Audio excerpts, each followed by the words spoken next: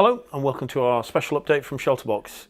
I'm Alf Evans, I'm the Head of Operations at ShelterBox here, and we're talking to you today because of a second large earthquake in Lombok in Indonesia.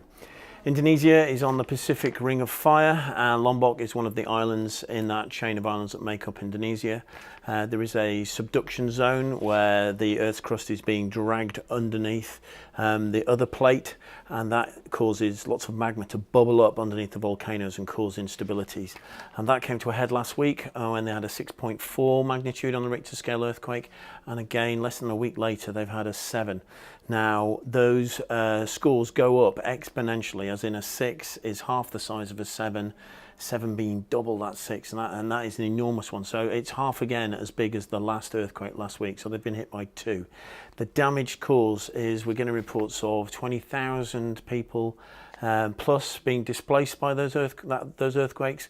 Over 3,000 buildings completely destroyed and tens of thousands of buildings damaged.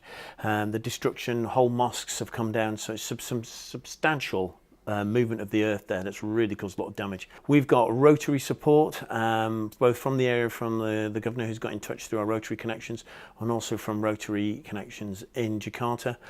We have dispatched a team. A team is on the way from 2 different points halfway around the globe, and the idea is to do assessments to see if we can assist the government response there. Indonesia traditionally doesn't allow outside agencies to work unless there's been a declaration of emergency. They haven't gone there yet, but there could be strong aftershocks, and places that are cut off because it's damaged the infrastructure could be reporting in, and those numbers are bound to rise. They certainly won't come down. So our assessment team will be there to see if we can use some of the aid that's regionally stored in that region for something like this, shelter kits and tents. We've got them stored in the region for just this occasion, should it be needed.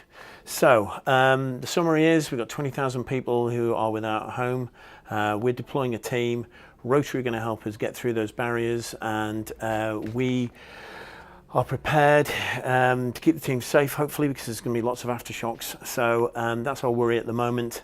And also it's typhoon season as well, so all kinds of risks that we're going to look at. So thank you for your support, and thank you for your interest in our time at the moment. Not to mention all the other deployments we've got on at the moment, but tune into our Facebook page to see updates on those.